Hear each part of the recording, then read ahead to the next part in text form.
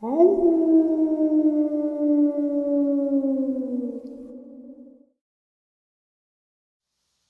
and salutations, everyone, and welcome to, depending on wherever you may live, the middle of the night or early morning bonus upload. Before we jump into it, a couple links. As many of you know, I rely on Patreon, PayPal, channel membership, and the merch to help the channel to continue to grow and go. Links to Patreon, PayPal, and channel membership is in the description below.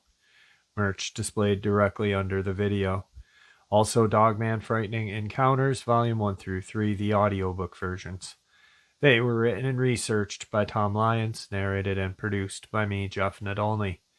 Those audiobooks are available on Audible, Amazon, and iTunes, links to which are also in the description as well. And finally, last but definitely not least, if you'd really like to help support the channel to continue to grow and go, simply subscribe. It doesn't cost you a cent. Click that like button. It takes half a second. If you don't want to miss out on any of the informative uploads I put out daily, click that bell icon, and folks, please leave a comment. Why? Well, because all of these things really do help this channel to continue to grow and go, and folks, they definitely do matter. Now, everyone, I have taken far too much of your time. Let's jump into tonight's middle of the night or early morning bonus upload, shall we? So last night, I made the announcement that I signed the book deal with a publishing company for Victor's book. And I shared his Idaho hunt, where he went hunting for a giant or a monstrous Sasquatch. I got an email from a subscriber today asking about a certain upload that Victor and I did, and I didn't have it in the playlist, which was shocking. So I went and looked for it, and she had the date, exact date, and everything. And I found it and went back and listened to it, and I was like, my God, there is a lot more information here and a lot of amazing information. So I'm sharing that with you right now. Let's get into it. All right, everybody. Tonight is Friday night, and Victor and I are here. Victor, how are you tonight? Doing well. I'm glad you are. Tonight we are going to do a subscriber 15-minute 3-question Q&A. I've been looking forward to these. I know you like them. You like these a lot. Yeah, I do. More so than sharing your encounters, it seems like. No, not really. I just like having my counters with me so I don't miss nothing. Right. That's, you don't want anything to come back, you misspeak, and I understand that. And so I have a question to ask you myself. Okay. How are we moving along with the hunt that you just went? Are we coming close to you being able to share that with us soon? Probably by the end of next week. Okay. All right. I mean, I've heard a lot of it, bits and pieces that I can put together, in my head, put it all together. But I think it's going to be very interesting to where everybody can hear, just how big this thing is. And, it's going to be a good one, I think. So I guess what we'll do now is we'll do our first call. How's that sound? That's good. All right. Let's do it. All right, everybody. Tonight, our first subscriber call in with Victor is Ann. Ann, how are you? I'm good. Good. I'm going to introduce you to Victor. Victor, Ann, Victor. Hey. Hi there. And right now, I'm going to give you guys your 15 minutes together. So here you go. Hey, Ann, what you got for me tonight? Well, I feel like I should have had that more prepared as well, but I don't. But I am really interested in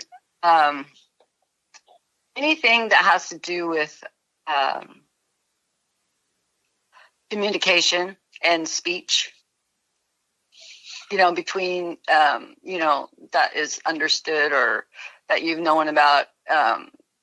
Like you say, the werewolves speak and read. Like I don't understand how that. How do they do that? Well, it's we don't actually understand how they do it, but they've been doing it from the beginning. When they spoke to us first, we didn't know when they was brought into the program that they could speak. Wow. And it was learned during the program when we brought them in that they could speak. And I mean, the people that was there at the time was just flabbergasted by it. Right, I can imagine. Like, Planet of the Apes, take your hands off me. And it was clear, and intelligible. Wow. And then, that was way before my time. And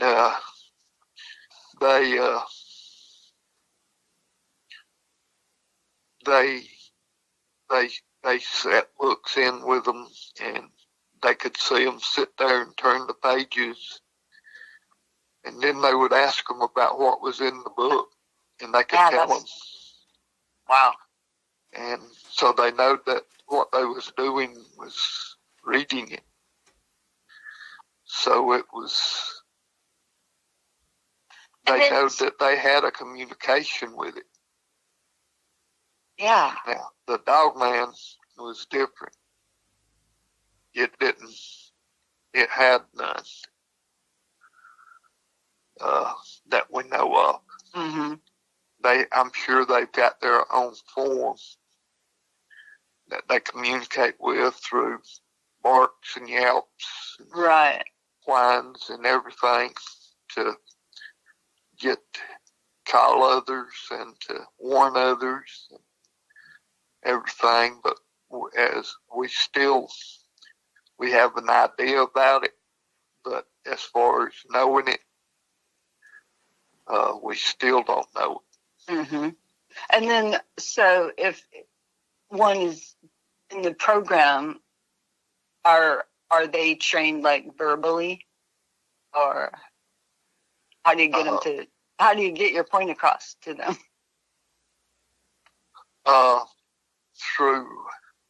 Through constant.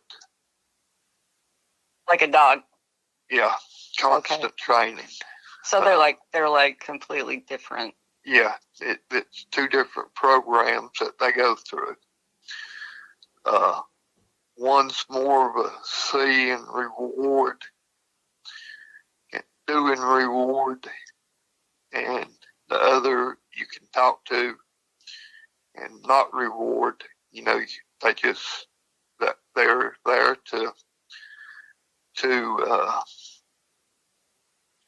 satisfy you, make you happy. That was more or less what they was trying to do. And yeah, it was a great feature of them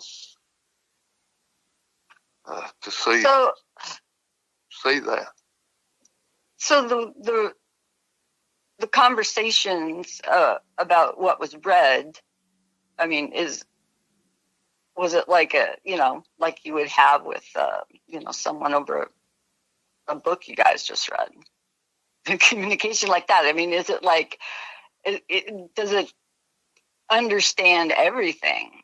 Like, yeah, that is just the freakiest thing. Now, I heard a couple years ago, I heard only a part of a show where and I've been trying to find out so I can go listen to it, but he was talking about like a a canine type thing in the woods, and that was speaking to him, and he had like these.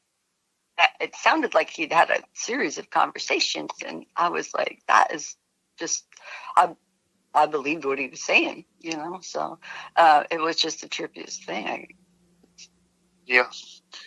So I mean, it's like, okay, so if I run into a werewolf, can I just say, yes. Please don't kill me? Yes, you can. Wow. You can. And chances are, especially if it's from the breeding program, it won't. It's not going to do that anyway. But yeah. But they all understand. I think the ones that's been through the program, those going to understand more and have a better understanding of it. Mm-hmm. Sebastian was highly intelligent. Mm-hmm. I hated to debate anything with him. Oh. He was Man, I would love to do that all day. Yeah. Till he backs you in the corner. Just don't kill me, okay? Anyway. Yeah, so as far as that level of communication goes, was there any discussion ever of their history? And if so, theology, because that's what I'm interested in on that side of things. Yes, there was. And I regret not writing it down.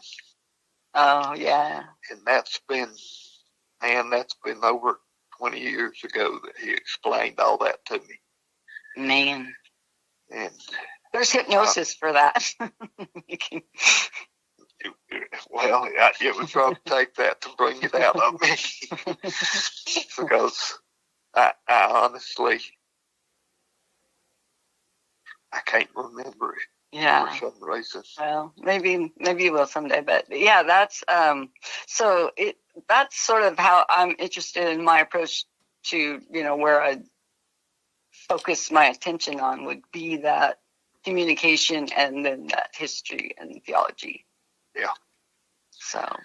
Yeah, that would be a good place to put it. Yeah. It's just this mind-boggling stuff. So. Yeah, it is. And we had people that just studied them, spent time sitting there at the cages with them, the enclosures with them. They would just sit there and debate you back and forth.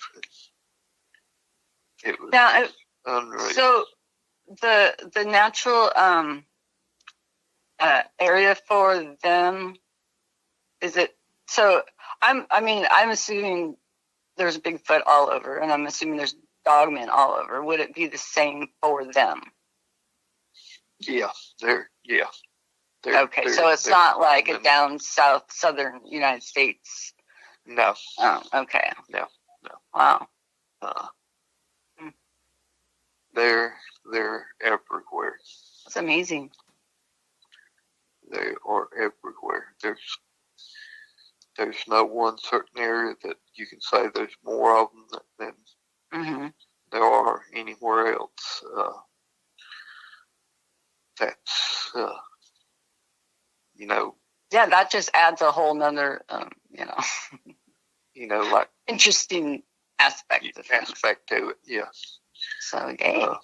And Dogman then for getting fewer, but yeah, it has to be that. So for the Dogman, it seems to me like I've heard so many stories where they just kind of harass and scare people. Is that something that they just like to do for fun? Or I don't understand if they're so. I mean, I don't understand why one would want to, look at me as a meal. You know what I mean? When they can go out and get elk. I don't understand why they initiate interactions with people like that. Well, they love to scare people. It's just something they do. And the only reason they attack humans is they get pushed into a situation where there's no food. And they're going to eat. Right. And so would a bear, I mean, so that's just the way it is. They're going to eat. And that's just what it comes down to. Mm-hmm. And, well, that makes me feel a lot better about running into either one of them, I guess. Yeah. Because I had always believed in Bigfoot, and I never thought that they, would cause me any trouble at all. Just they do their own things, Yeah. And but then I've had 3 bear encounters alone. So then I was afraid for bears, and never quite comfortable alone. And then I was recovering from a neck surgery, and I started listening to all these, YouTube Bigfoot encounters, and that completely blew my mind. I always believed they were there, but I didn't know people were seeing them everywhere. I had no idea. So that was eye opener. Yeah. So, and then I listened to like 2 years, and I would think that these ads for whatever they are, for Dogman, or Grossman, or all these things. I thought it was like National Enquirer stuff. And then of course I had my conversion, and I listened to one, and that was the same kind of profound thing. So, but now it's like I don't care if I can hike. I don't care to hike alone in the woods now. I want to dig rocks, but it's just I just completely forgot what I was saying too. Oh well. Coming up on There's 14 I know. minutes I now. was like, yeah. So first I was afraid of bears, and then all these things, which I feel, I'm starting to feel better about. And then, but then if you add on all the other freaky like 411 type events, I don't think. Let me just We're ask you actually this. at 14 This is minutes. my final question. And we're What? actually at 14 minutes. I've got to cut you off. Oh, okay. Sorry. Yeah, I ramble on. Anyway, Pierce County. That's where I live. Pierce County, Texas, No, Washington. Washington State. Yeah.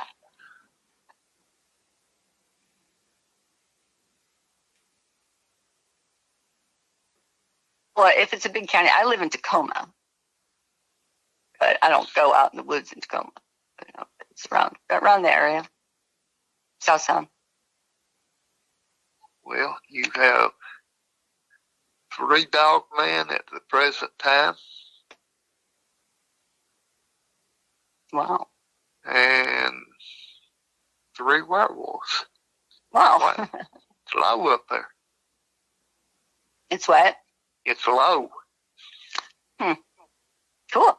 Okay. So is that our final question now? Yep, that we're at 15 Awesome. minutes. Okay. Thank you so much. All right, Thank thank you. you for your support, and I appreciate you taking your time out today. Yay. Bye. Bye. Bye-bye. All right, everybody. Tonight's second caller is Clayton. Clayton, how are you? I'm well. How about yourself, Jeff? I'm doing very well. Tonight we have Victor with us. Victor? Yes. And Here. I am going to turn the floor over to you two so you guys can have your 15 minutes together. At the end, Victor will ask what county you reside in and let you know what you've got in the program down there. That's fantastic. Thank you. All right. All right, Clayton, what you got for me? Okay, Victor. First of all, I want to thank you for your service to our country. Thank you. And I have been following you very, very closely, my friend. And everything about you and what you're doing is closely aligned with another fella I am very close to, who's Navy, who's part of an SAP program. And it's just amazing the continuity and the consistency between you two. And I cannot entreat that enough. Also, Jeff, I want to thank you for your show. I think you're doing a great job. And I look forward to listening to all your episodes every single night. And you're on the cutting edge, my friend. Thank you. You've got a gentleman here that's on the cutting edge. Okay, let me ask you something here, if I can ask you this, Victor. I've written a series of questions, and if you can answer it, you can answer it. If you can't, I would understand. Aside from the static line, which a fine lady brought up in terms of the Nigeria African excursion with the werewolves, let me ask you this: are these animals, have they ever done halo jumping? No. Are they capable of doing high altitude or low openings jumps? I'm sure they could do high altitude. I don't know so much about the low altitude. Interesting. Yeah. Okay, I'm sorry to interrupt you. Yeah, I was thinking high altitude, low opening, whereas the static line jump, as you had pointed out, where they jumped from a helicopter, parachute in and then out. Okay, that's fair enough. Is that fair enough question? Yes. Okay. Here's another question, and I will spell it out only because I know it's a very sensitive area. If you wish. Has any of the werewolves or even Dogman ever been deployed to the frozen rock? No. Not in any capacity. Is that correct, Victor? No. Okay. All right. I was curious about that. Okay. Let me ask you this, Victor. As far as the program, with the breeding program and the chipping of the werewolves and Dogmen, are these DARPA, JASONs, which is the scientific body that oversees DARPA, or at least in terms of its mathematics? And what universities, if you can't give the name of the university, maybe the states that are involved in this particular program?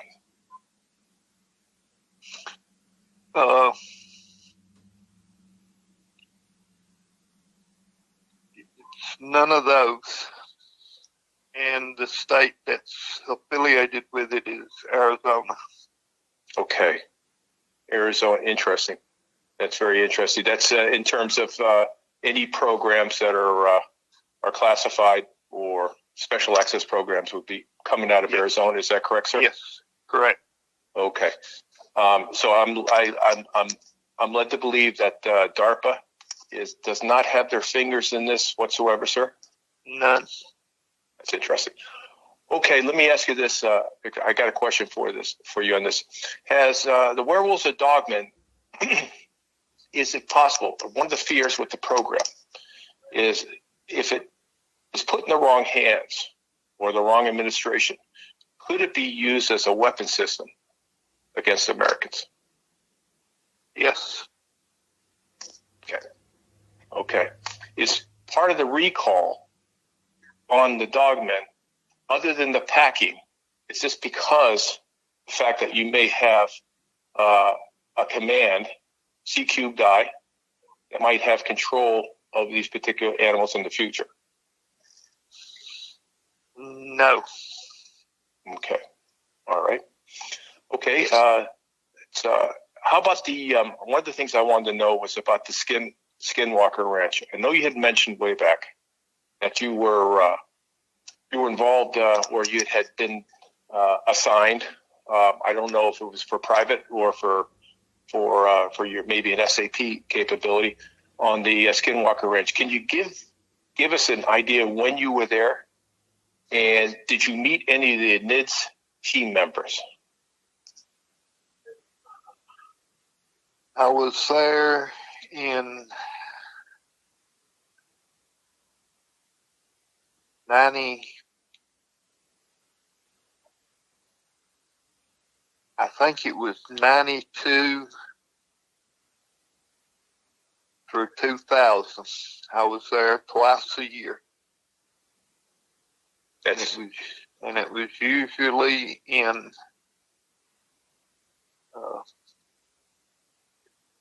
March and August, the 2 months that I would go there.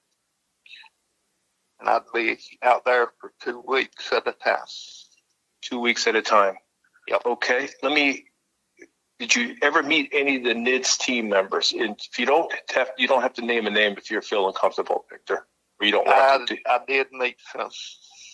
Okay. Did you ever meet the chairman of the NIDS, the first original chairman of the NIDS, back when the NIDS came into when NIDS started investigating the Sherman Ranch, better known as the Skinwalker Ranch?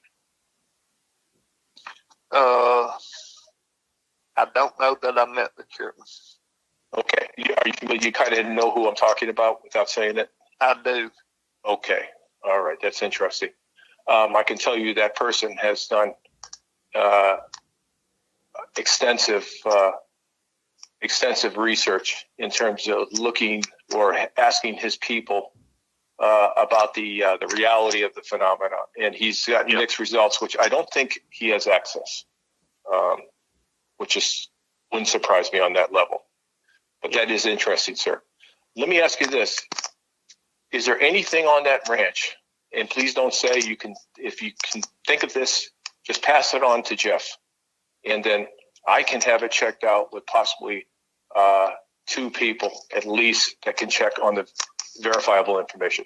This is what I'd like to ask you: is there anything you can think on that ranch, very, very, very specific, that only the people who had been on that ranch would know about? Let me give you an example. Like an old rusted can in the middle of a field in a specific location sticking out of the ground, let's just say. Or an old bolt sticking out of the door that someone would notice in one of the particular cottages. Things like that. Something so specific that would absolutely prove you are on that ranch. I want you to think about that, Victor. If you wish to do it, I'd appreciate it. And then you just let Jeff know, and then I hopefully can get to a couple gentlemen and then ask them to check that out and then come back to Jeff and verify, if you're willing to do that, sir. Well, I can tell you one thing right now that nobody knows about, probably. Okay. All right. Well, hold that. Please hold that. That way, we'll have it. It'll be very credible information, and then you pass that to Jeff. No, we're gonna share it right now because that's how it's gonna be. So if he's willing to share it, he's gonna share it. This is the direction it's going. Okay, Jeff. If that's the parameters, then I'll accept it. Okay. There's a cave that nobody knows about, except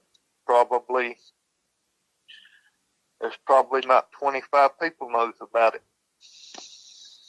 Is that on the property specifically? Yes. Victor? Okay. Yep. And from the main house, could you give us how many feet that would be? Oh, it's way away from the house. Okay.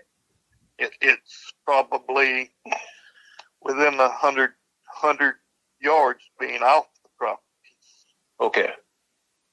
About 100 yards off the property. Okay. No, to being off the property. Oh, I see. Okay. Being off the property. Okay. That's good. All right. I can ask about that. There's probably not 25 people knows about it. Okay. I think I understand you. So I definitely will ask about that. How are we doing on time, Jeff, by any chance? We're about 5 minutes. Okay. All right. Let's see here. I'm thinking about, in terms of Alaska, other than where you were in that particular location, have you been in and around, say, the Fairbanks area? I have. Okay. All right, that's interesting.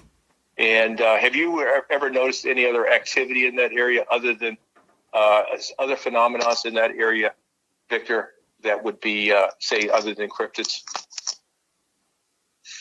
that's the only reason I've been there.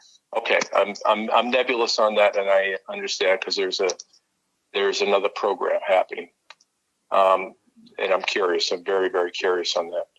Other than that, let me see. I cannot think of. One of the things that's interesting is I find is in terms of migratory routes, either with the werewolf or the dogman.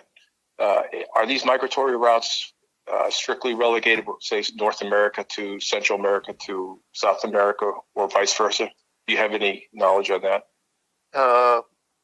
Basically to Canada, to North America, and northern Mexico. And that's about the extent of it. Probably they may go 200 miles into Mexico. It's about the extent of it from the breeding program, what we found. Very good. Now, let me ask you, I know I heard I think, Jeff, you probably heard it, Dark Waters, gentleman I thoroughly enjoy listening to. Jeff's episode with him was very, very, very informative. Have you heard from any of the Border Patrol or private contractors of the designation DX587? Have I heard of it? Yeah. Yes, I have. Okay. What does that pertain to you? What does it mean to me? Yeah, what does it mean to you? Excuse me. It's just a classification. Okay. Is it a classification towards a cryptid or just an area? An area. Okay. Okay. Are you aware of anything about DX587 being a dogman, possible activity in that area? Has that ever crossed your desk? Yeah. Yes, it has. Okay. All right. That's interesting because there's an interesting episode with Dark Waters dealing with private contractors designating in the reports DX587 as say section 6 of that area. And I thought that was really intriguing. I wondered if you knew of anything about that. No, not of private contractors. I don't read much of their stuff and try not to. Okay, I understand that. Let me ask you this. This is a little different other than the cryptid, but considering, if I'm correct, you're in a very special access program, okay, that very few people would have access to. Have you ever heard of anything in terms of possible extraterrestrial life being primarily silicon-based within, say, any hubbub or talk with other SAP programs? Did you ever hear anything like that, Victor? What little bit I've heard, I would say yes to that. Okay. All right. That's it. That is interesting. Well, I'll tell you what. We're I at don't know how much 14 time minutes, guys. How much, Jeff? I'm sorry? We're at 14 minutes. Okay. All right. You know something? I don't want to know about New York City because I live in New York City and we have enough cryptids over here, Victor. So just trust me. We won't go there. All right. Okay. That'll be a powder cake. But what I really would love to know, because I have two brothers living in Barnstable County. That's Cape Cod. That's the arm, the complete arm from Bournebridge, Sagamore. Okay. And only the arm, not the Plymouth area. So I'd like to know what, especially around Otis Air Force Base, which would be the arm, part of the arm closest to the body, if you can picture that, okay? Okay. I'd like to know if there's any werewolf or dogman or Bigfoot activity in that area. And I realize that they're somewhat peripatetic. They move around. I realize that. But is there, especially around Otis Air Force Base, which is more towards the thick part of the arm near the body. That's what Otis is. And I'm sure you've probably been there. Okay. I'm checking it out right now.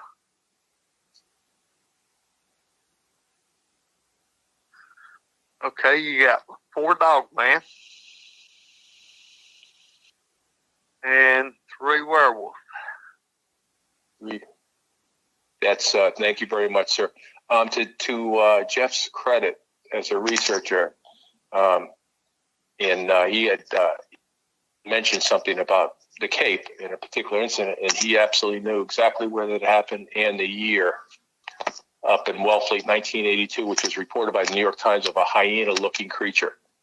And I was really impressed that he knew about that. Yeah, that's one of the well-documented cases. That's interesting. That's very fascinating.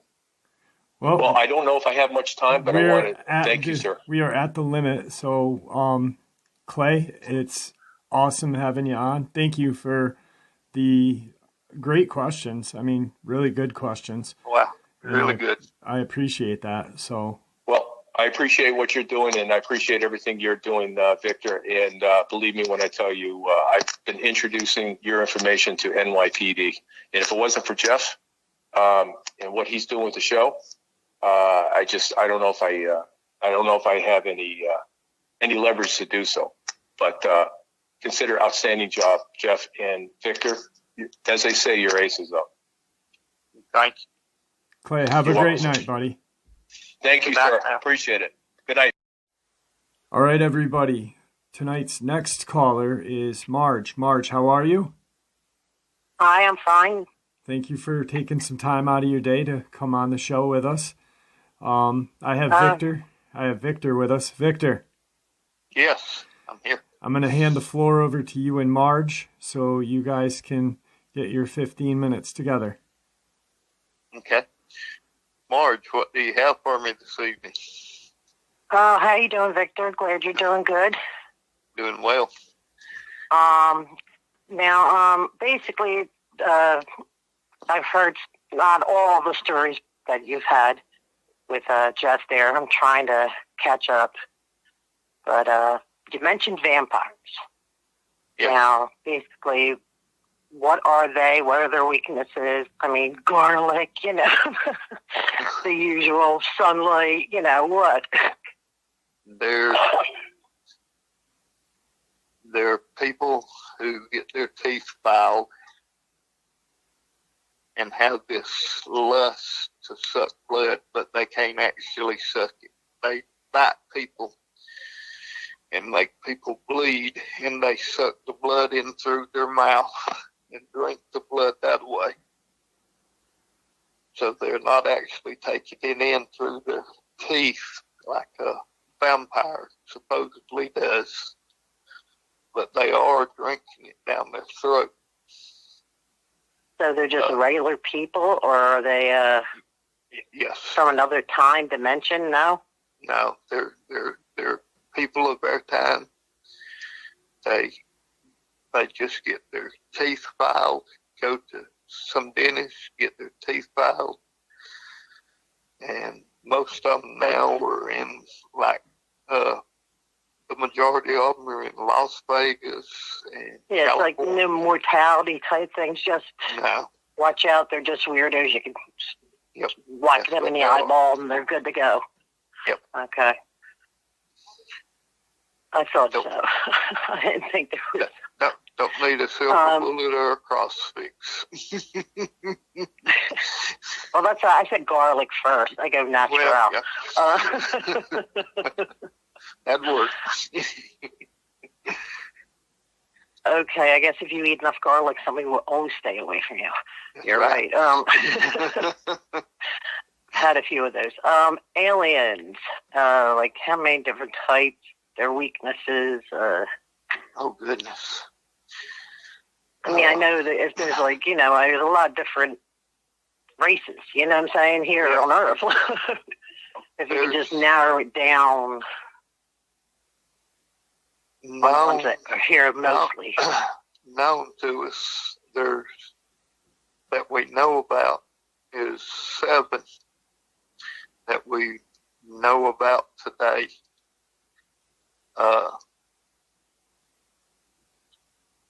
As far as what their intentions are or what they're doing, I don't guess that they've got bad intentions.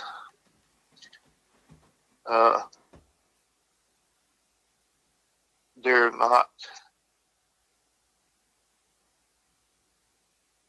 harmful towards us other than abductions. And that's mostly to people that's disheveled or out in the way or in a bad way from home, away from somebody. That's mostly the type of people they look for to abduct. So, without a trace. yeah, people down on the luck. Somebody that nobody will be looking for. But yeah. Yeah, that's what. Yeah, that's a better way of putting it. Somebody wouldn't be looking for. So there's no like interbreeding programs or.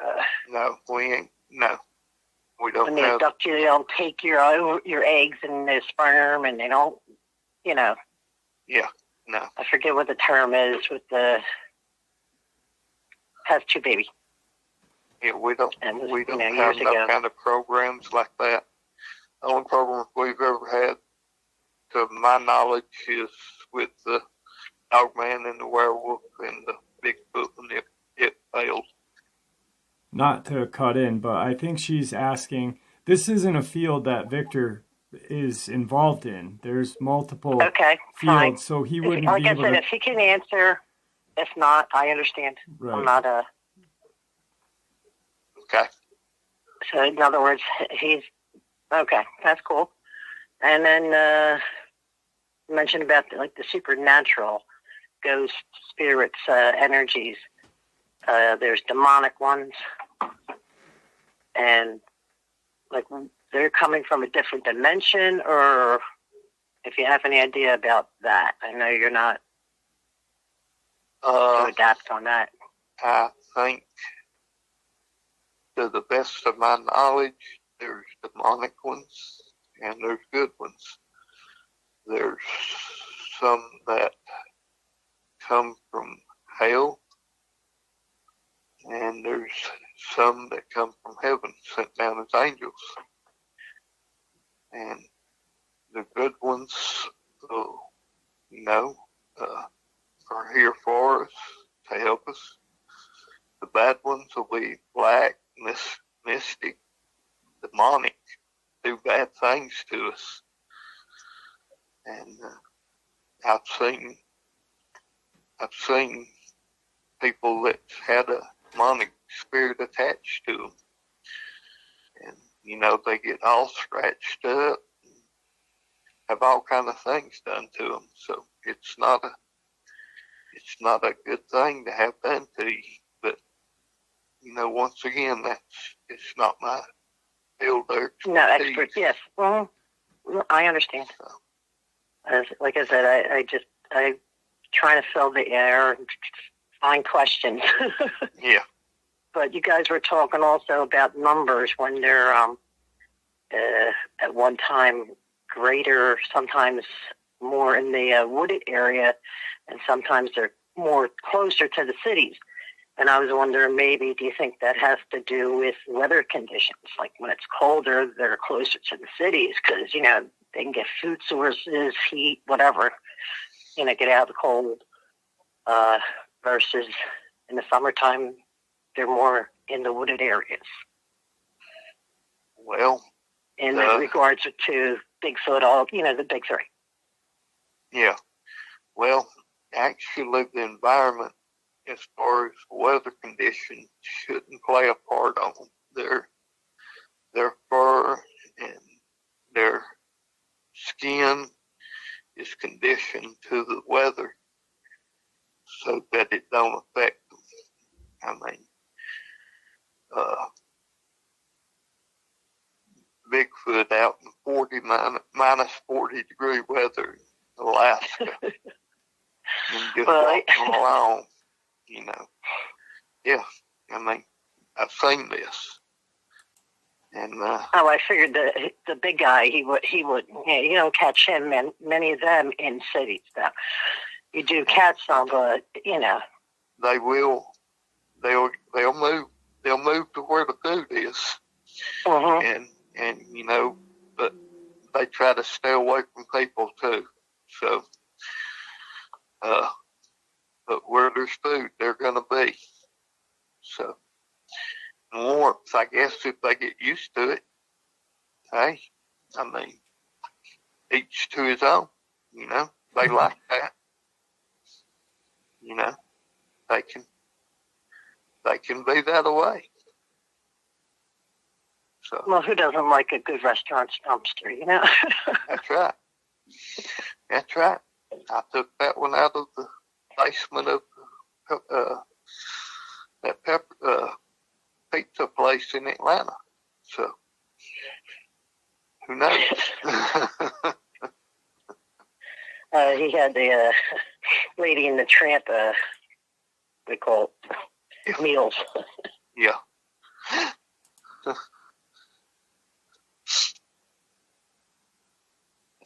I don't know where I'm at on time. I didn't put You got a about date timer 5 up. minutes. You got about 5 minutes. You're good. Oh, okay. Again, I know you're certain fields, but do you have any information in regards to interdimensional travel, like beings, the government? No, I can't help you on interdimensional travel. There's not a lot I know about it. I've never even really studied it that much, or even looked into it at all. So I'd be hurting you more than I'd be helping you when I say it. Well, can't remember what was in that Inquirer story. But yeah, and you said the werewolves, they basically, the main pack is 3, and it's usually 2 female, 1 male, or 1 and 1, right? Yes.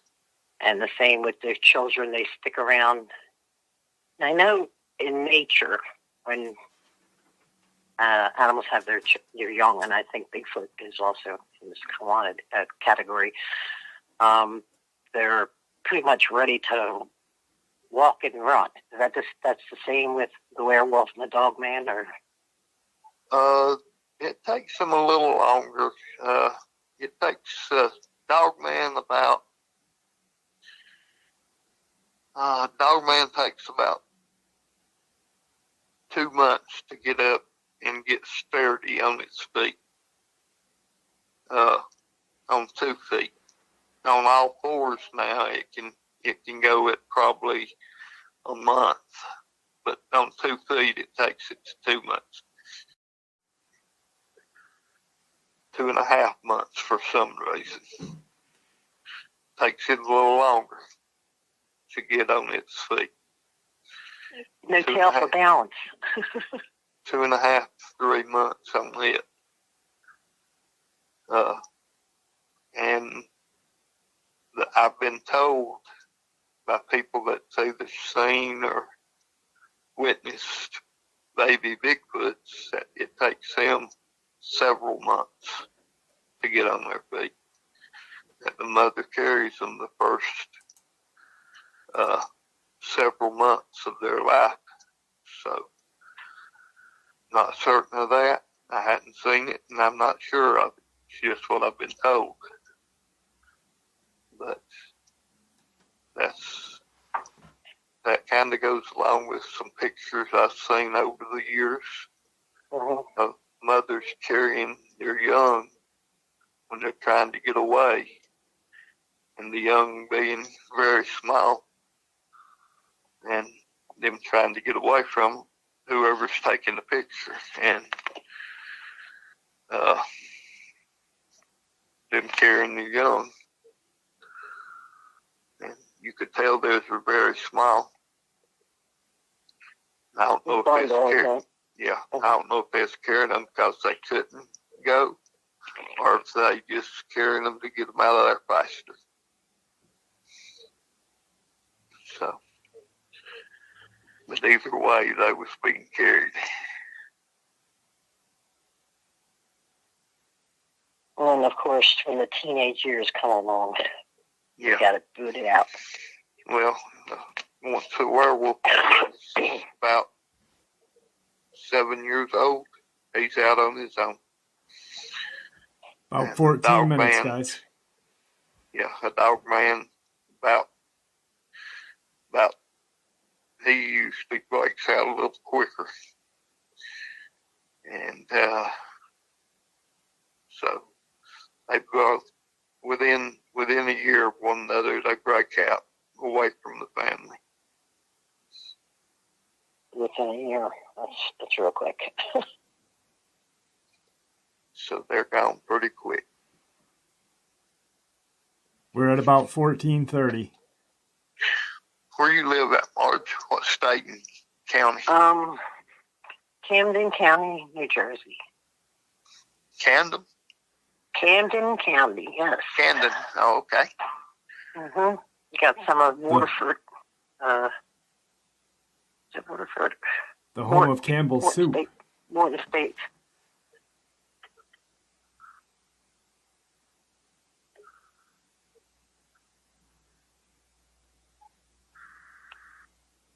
Yep. The Atlantic City train line. Woo-hoo. Yep. You've got 6 Dogmen, 4 werewolves in your county. Yeah, they're hanging in the pineys.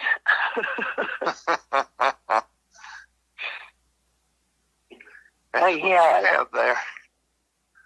Jersey Devil is one of the things that's not like. Is that a Dogman? Well, Marge, we're at time. That'll have to be the next time.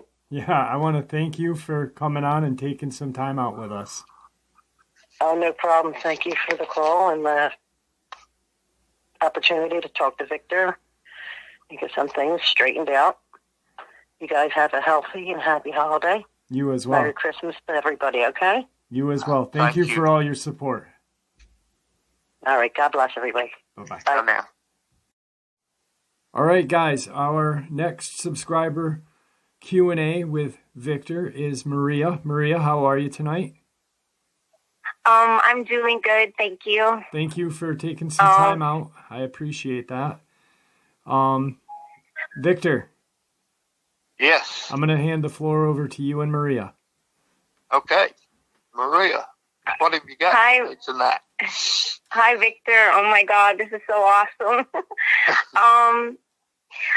Yes, I was wondering if I have any dogmen or werewolf in my area. I'm in Florida. My county is Manatee, city Bradenton.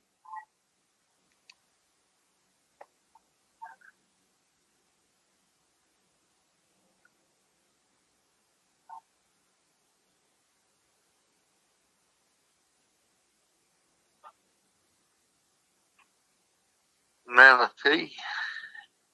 Yeah, county's Manatee.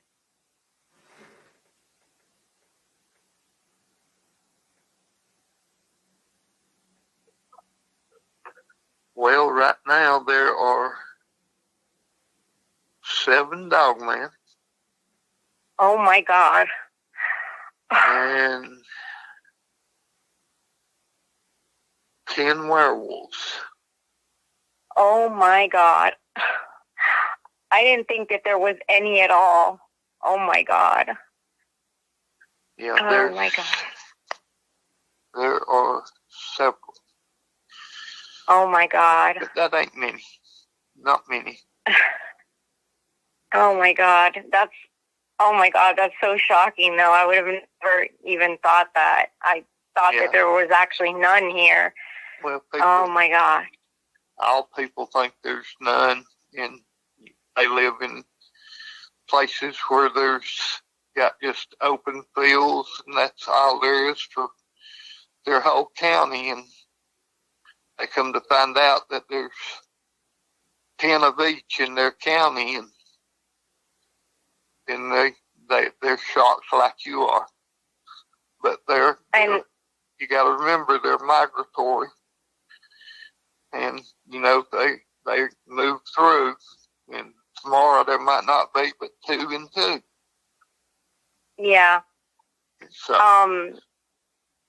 I see the reason I was, I'm sorry, I don't mean to interrupt.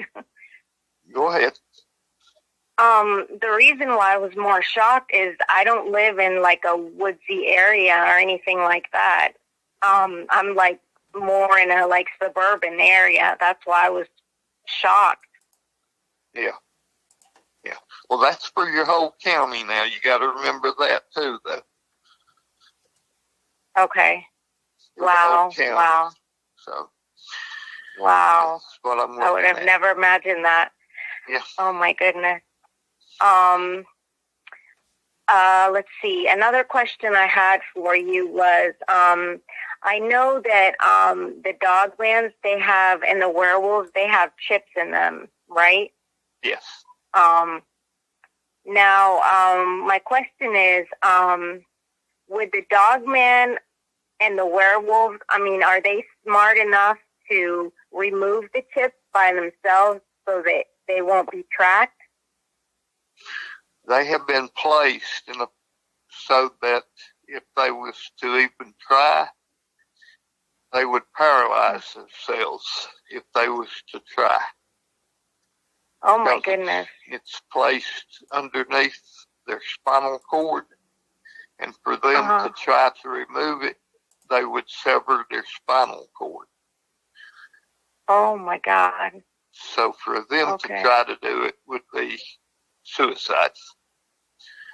Okay.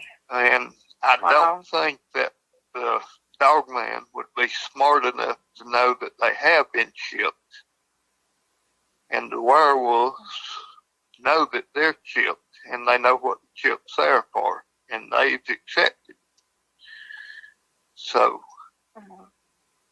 Okay. All right.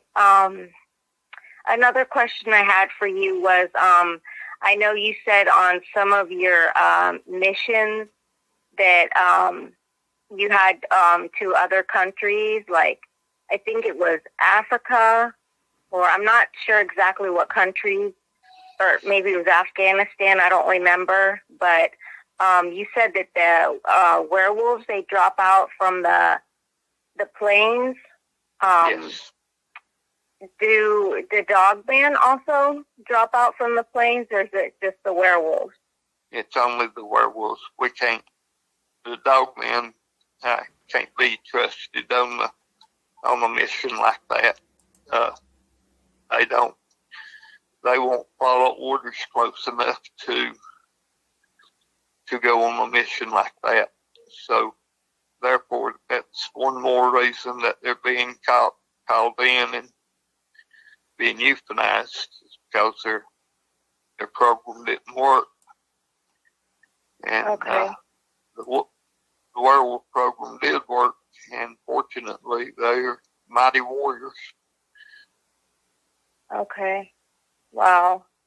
Do you know why it is that the Dogman, they're so aggressive, and, you know, why they're always like wanting to harm people and kill people, attack people?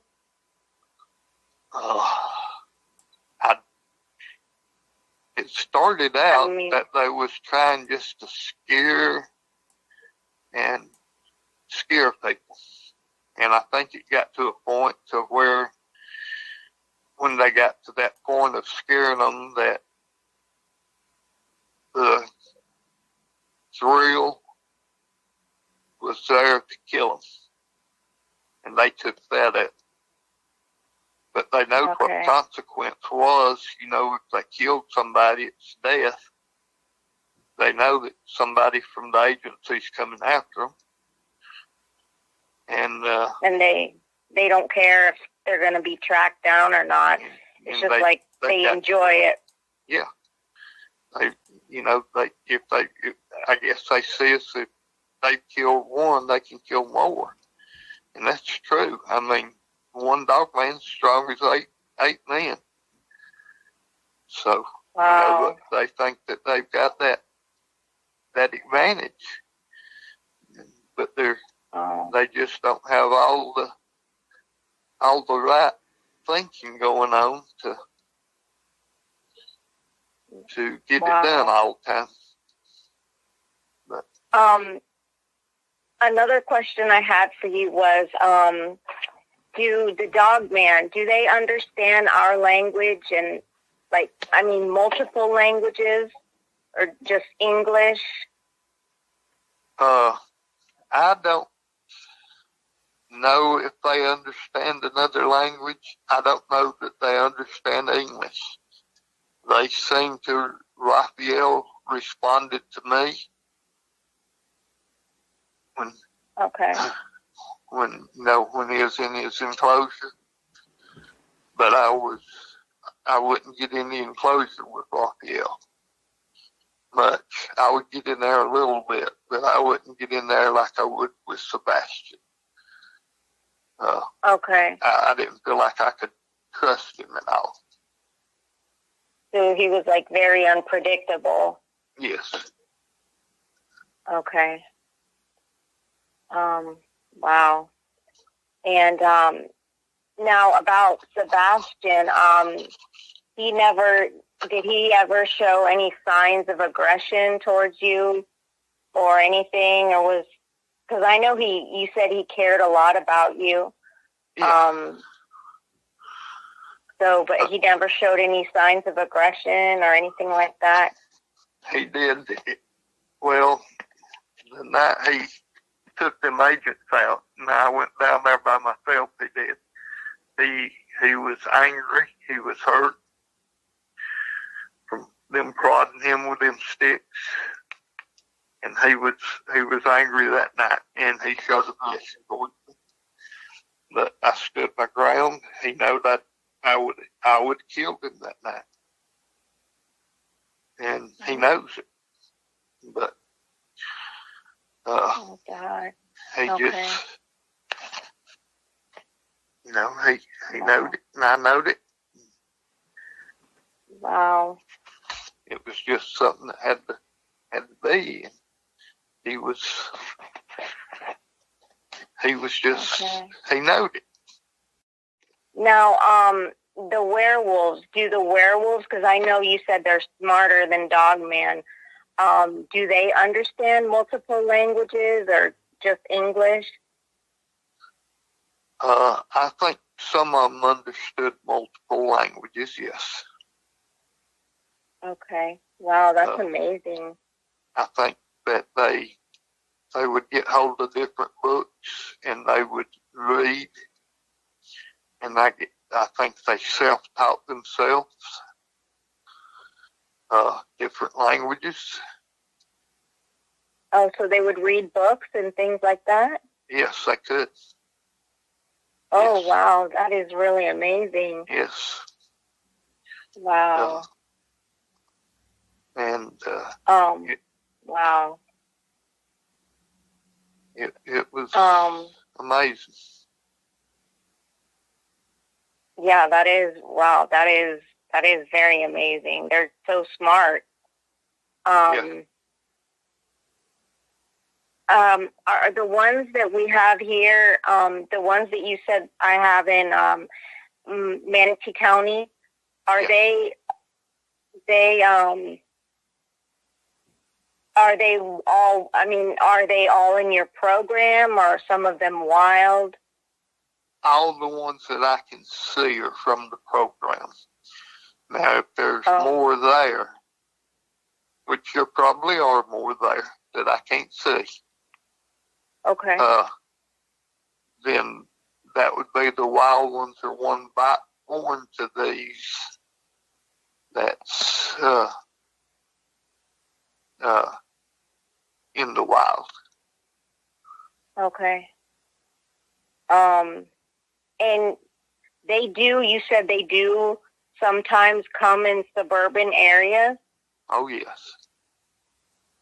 Oh, yes. And they don't care about that they're seen by people or anything? Well, they don't want to be seen by people. But, it happens. That's one thing that was programmed not to be done, was not to be seen by people. And that was drilled into them from day one. That was was a capital sin. If you get seen by somebody and you get caught on camera or something, you're going to have to pay the price, and that's going to be to die. And that's like the one in Alaska I had to go up there and kill. Oh, because they were... It got caught on 8 seconds of film. 8 seconds. And it was taking care of that tribe of people. It was feeding them. And I didn't want to kill them, but I had orders. And I carried them out. But yeah, I remember that. That was really sad. Yeah, that was I got put in a bad place on that one. Yeah, especially all the good things he was doing for those people. I mean, he didn't even harm them or anything. No. Their hunters would go out, come back empty-handed. He would see them go out, come back empty-handed. Next day, he'd have 2 or 3 caribou laying there in the camp for him. I mean, and that was doing what he was supposed to do. He was taking care of the people. Okay. We're coming up on 15 minutes, guys. Okay. Oh, okay. So, I have another quick question. Like, my family is from Panama, Central America. You think there would be any dogmen or werewolves there? I'm certain there are. I can't track down that far to see if there's any from the program. My tracking don't allow me to go down that far. Okay. But I'm certain there's some that far down. Yes. Wow. I'm certain there's wild ones down that far too. Oh, okay.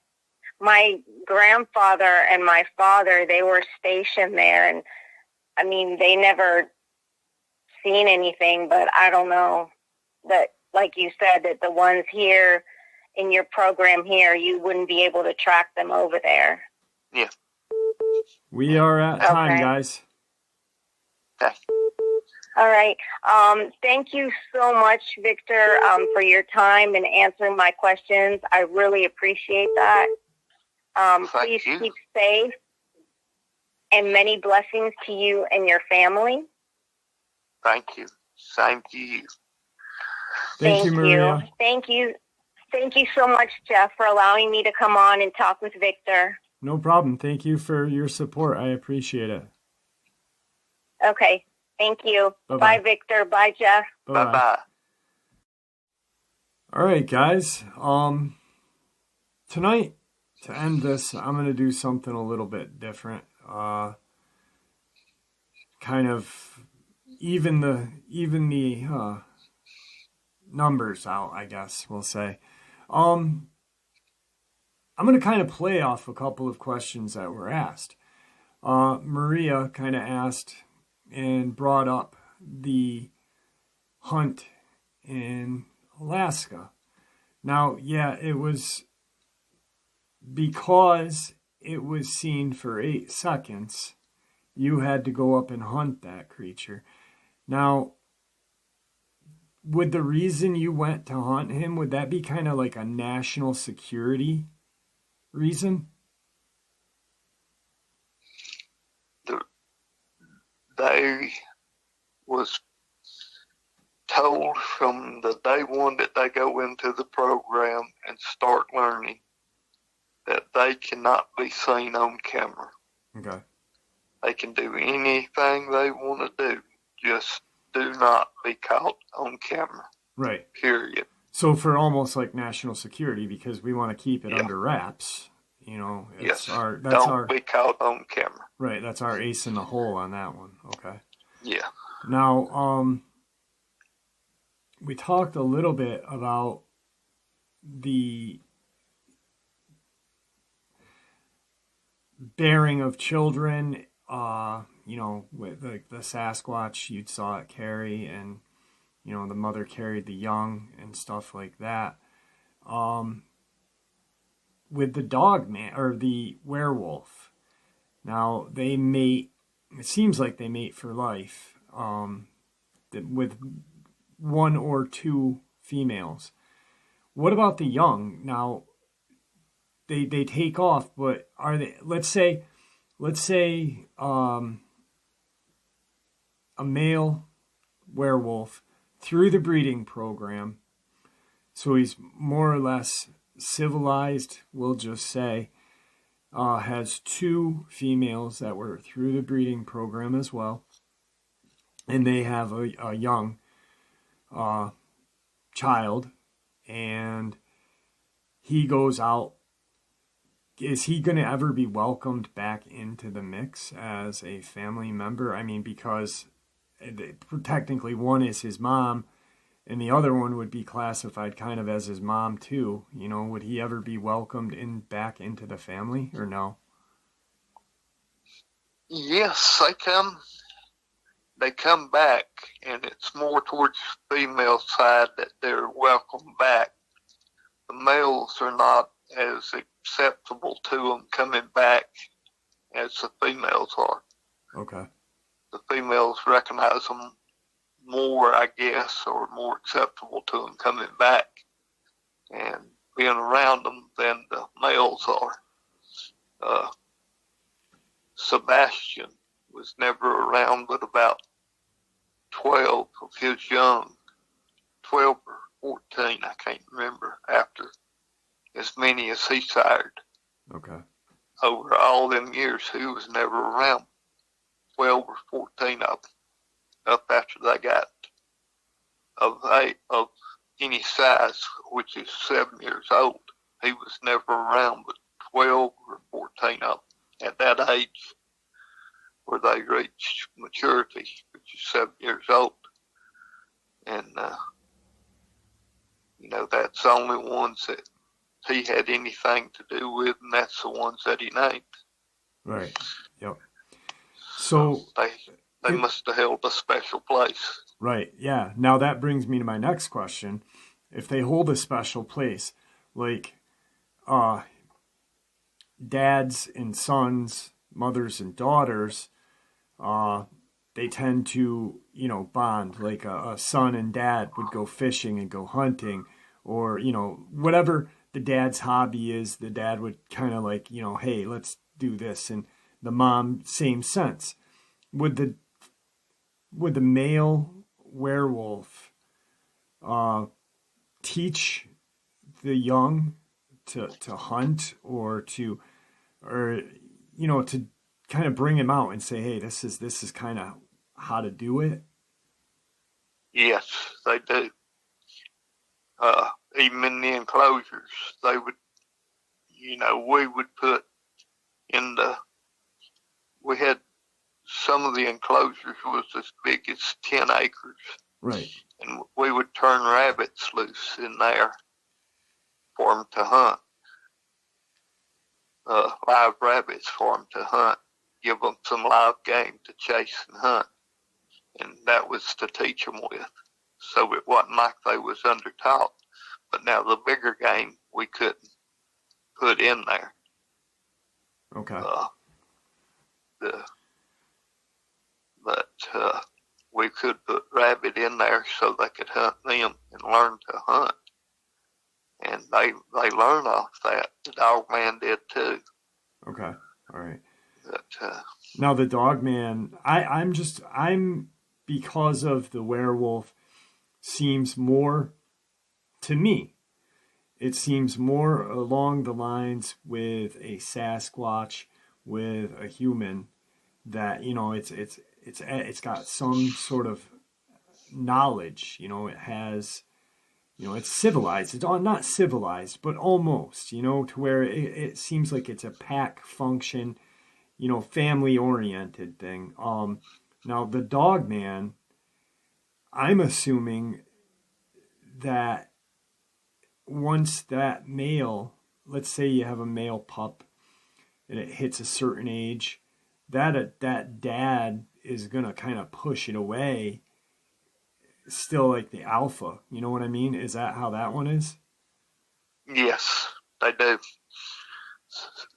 When they start getting around five and a half years old, they start pushing them aside. Okay. That's in both breeds. About five and a half years old, they start pushing them aside.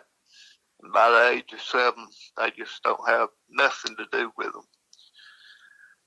And Dogmans could even be a little earlier, but most of the time I'll say 5 and a half. Okay. All right. Now that we were talking about the enclosures brings me to my next. And another thing that was brought up was you not going into an enclosure with Raphael. But let's say you had to go into an enclosure. Is there some sort of kill switch or backup plan? Let's say you're in a deep enclosure. We'll just say, a couple acres. You're in the middle, or you have to do something, or not you particular, but another agent, or one of these guys who takes care of these things. Is there a kill switch? Let's say one, because there's multiple creatures in these things. Let's say someone's in there, you're in there, and all of a sudden they start to surround you. Is there something that someone can do on the outside to, including yourself and you too? I mean, you're going to get killed anyway, just a kill switch, just a gas or something like that. At present time, no, but when we go, if there's what we consider imminent danger, when we go in one where we consider it danger, Mm-hmm. we have shooters stationed at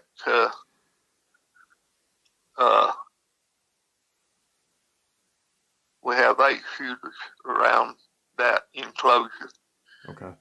We've got 8 shooting stations around that enclosure, and they can set up there, and you should be fairly safe as long as they're paying attention.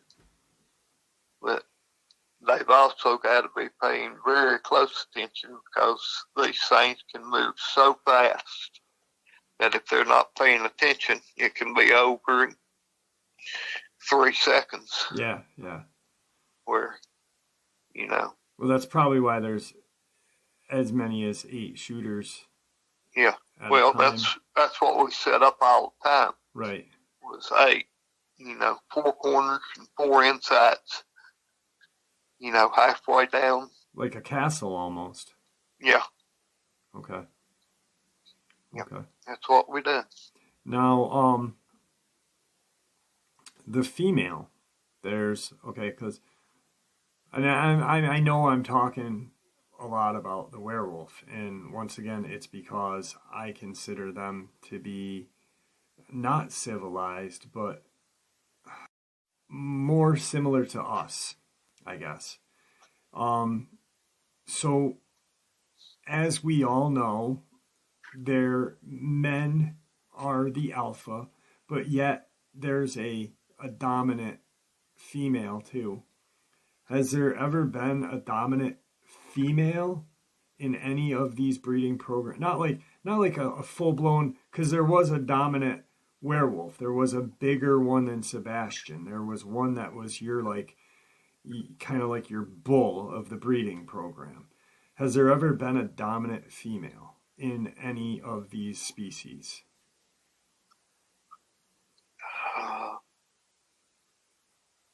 We've had dominant females,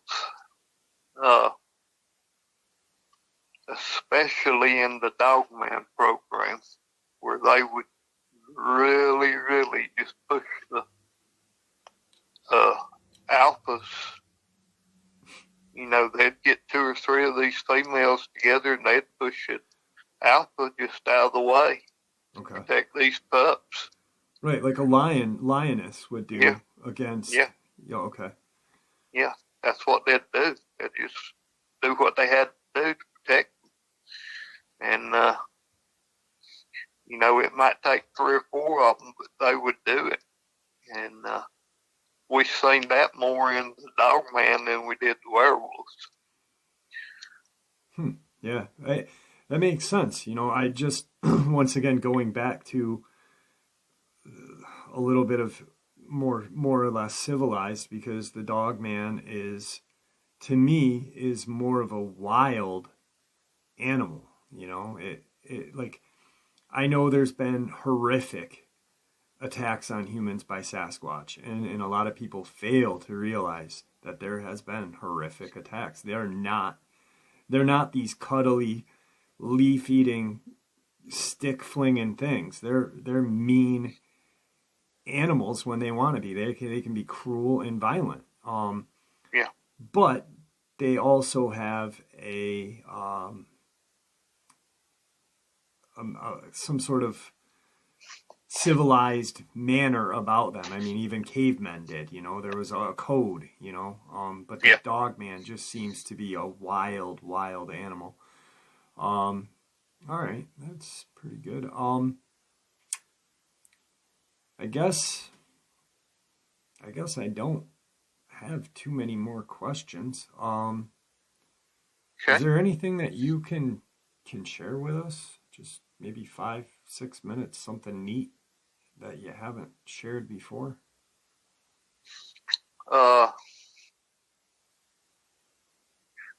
Something that you've seen that kind of struck you as odd or struck you as unique?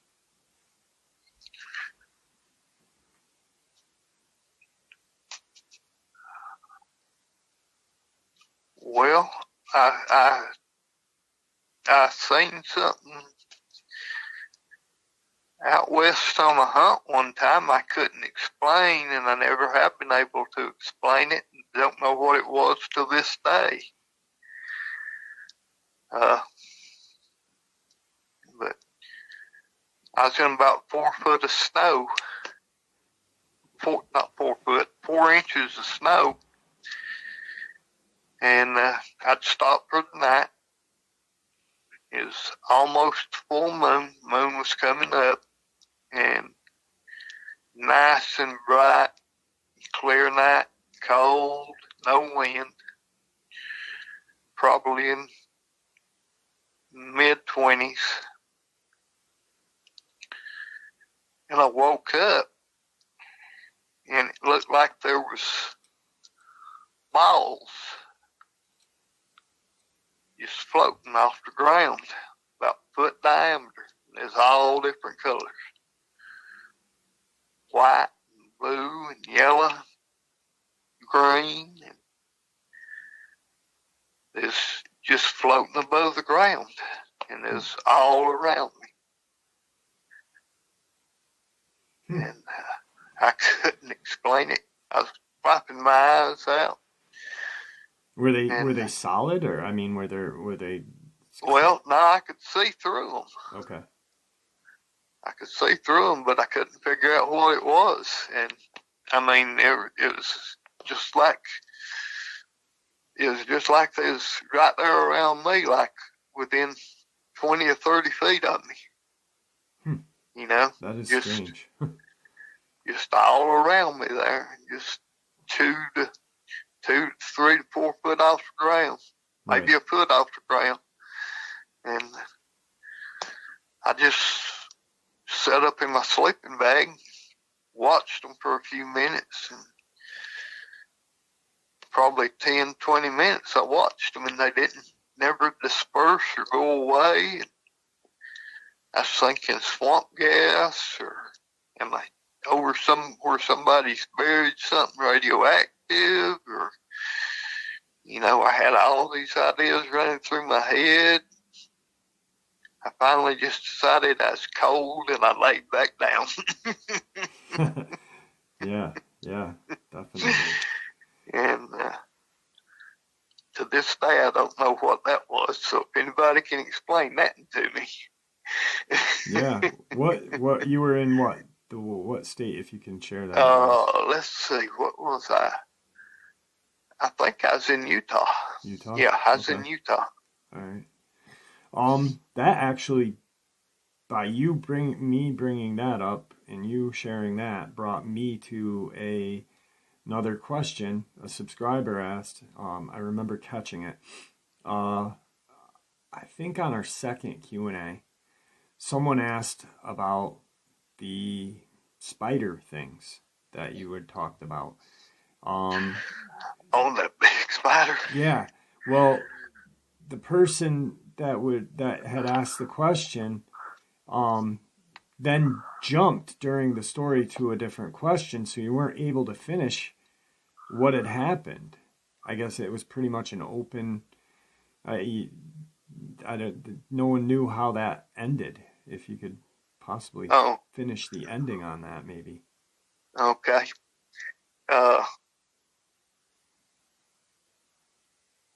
I've seen this blob about, I don't know, 25, 30 yards from me. I couldn't see what, I could tell it was something, but I couldn't tell what it was. And kept watching it and kept watching it. And finally I seen it move. It moved to the side. And I'm thinking, well, sagebrush or something, I was out in the desert. And then I seen it get up and move. And then I started really paying attention. And the two of us was there. And what got his attention, he started watching it with me. Next thing I knowed, it ran about 10 foot at us. And we're both up. I'm standing up by then. And he was down on one knee, automatic weapons ready.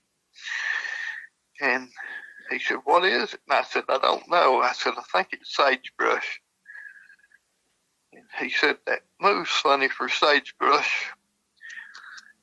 And he throwed some more stuff on the fire. And when he did, it lit up its eyes. When he threw the brush on there, it lit up eyeballs on it where we could see its eyes shining. And he said, "I don't know no sagebrush that's got eyes like that." Yeah. And when that happened, it started running towards me and a little slant to him. We opened up. I emptied a 30-round clip. He emptied a 30-round clip. We shot it all to pieces. There wasn't a whole lot of it left, but they was able to measure it out. We had it picked up. And I forget the actual dimensions of it. It seems like the legs, overall dimensions of the outside legs, was nearly 8 foot. All right. And the body was like 3 foot 6 inches, I think, or 3 foot 4 inches, the body. Just probably some sort of bizarre animal that just maybe They said it was a spider. Right. Probably hit some radioactive whatever. Or... Yeah. They said it had to be got into something. And it extenuated its growth. Huh. And they said it would have probably died another day or two on its own. And we'd have never seen it or found it. But it happened to run across us that night. Right. That's crazy. Scared us to death. Scared me to death because I'm scared to death of spiders. Yeah, I mean, who isn't? I hate them too. Yeah, you got a reason to be. They bite you. Yeah, they really like me. So, all right. Well, I guess as of right now, the Q&A is going to be done for a little bit.